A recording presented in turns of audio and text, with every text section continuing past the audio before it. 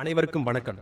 திரு உதயநிதி ஸ்டாலின் அவர்களே, தாவேக அமைச்சர்கள் அனைவரும் சினிமா பார்த்துக் கொண்டிருக்கிறார்கள் என்று சொல்லும் உங்களை பார்த்து கேட்கிறேன். அந்த கட்சியின் தலைவரோட கடைசி திரைப்படம், அதனால் சென்று பார்க்கிறார்கள். கூலி திரைப்படம் திரு மு க ஸ்டாலின் அவர்களுக்கு முதல் திரைப்படமா கடைசி திரைப்படமா? இட்லி கடை ஸ்டாலின் அவர்களுக்கு முதல் திரைப்படமா கடைசி திரைப்படமா? அந்த திரைப்படங்களை பார்த்துவிட்டு மூவி ரிவ்யூ கொடுத்து கொண்டிருந்தாரே அன்றைய முதல்வர் உங்கள் அப்பா, அவரிடம் கேட்டிருக்கலாமே, கூடவே தானே இருந்தீங்க. தாவேக ரீல்ஸ் அரசியல் பண்றாங்க. ஆமா, தன் வேலையை சரியாக செய்பவர்கள் அதனை படம் பிடித்து ரீல்ஸாக மக்களுக்கு காட்டுவாங்க. வேலையை விட்டுட்டு லீலை செய்பவர்கள் இரவு 12 மணிக்கு ரீஷேர் அல்லது ரீபோஸ்ட் தான் செய்வார்கள். திரு உதயநிதி அவர்களே, ஆய்வு என்பது ஏற்கனவே நீங்கள் கொண்டு வந்த திட்டம் நிறைவேறியதா இல்லையா, அதில் என்னென்ன தவறு செய்துள்ளீர்கள், அதை சரிபார்ப்பது தானே தவிர இன்றைய முதல்வரே ஒரு திட்டத்தை உருவாக்கி அதனை செயல்முறையும் படுத்திவிட்டு அதனை அவரே ஆய்வும் செய்ய வேண்டும் என கூறுகிறீர்களே, இதில் யார் முட்டாள்? தாத்தா கலைஞர் அவர்கள் திராவிடத்திற்கு கொடுத்த விளக்கம் நாடாவை அவிழ்த்து என தொடங்கி அருவருப்பான ஒரு விளக்கம். ஆஹா, அவரின் வழித்தோன்றல் அல்லவா நீங்கள்? அப்படித்தானே பேசுவீர்கள். ஒருவேளை அதற்காகத்தான் உங்களை உடன்பிறப்புகள் சின்ன கலைஞர் என அழைக்கிறார்களோ? அப்பா ஸ்டாலின் அவர்களின் சிறந்த பேச்சில் ஒன்று, பதவியேற்பில் பங்கேற்றதற்காக அன்றைய குஜராத் முதல்வரும் இன்றைய பிரதமருமான திரு நரேந்திர மோடி அவர்களுக்கும் முன்னாள் முதல்வர் தெய்வ திரு அம்மா ஜெயலலிதாவிற்கும் கள்ள தொடர்பு என வாழ்த்துறை வழங்கிய நாகரிக பேச்சாளரின் வாரிசல்லவா நீங்கள்? அப்படித்தானே பேசுவீர்கள். தண்ணீரை பற்றி பேச வேண்டிய பொதுவெளியில் தரம் கெட்ட வார்த்தைகளை வாரி தெளிக்கும் உங்களிடம் நாகரிக பேச்சு எதிர்பார்த்தால் நாங்கள் தான் முட்டாள்கள். தாவேக வேளாண் துறை அமைச்சர் திரு வினோத் அவர்கள் வேளாண் பட்ஜெட்டை திருப்பதி தேவஸ்தானத்தில் வைத்து பூஜை செய்துவிட்டு வந்ததால் அது பகுத்தறிவில்லாத்தனம். அதுவே திரு எம்.ஆர்.கே. பன்னீர்செல்வம் அவர்கள்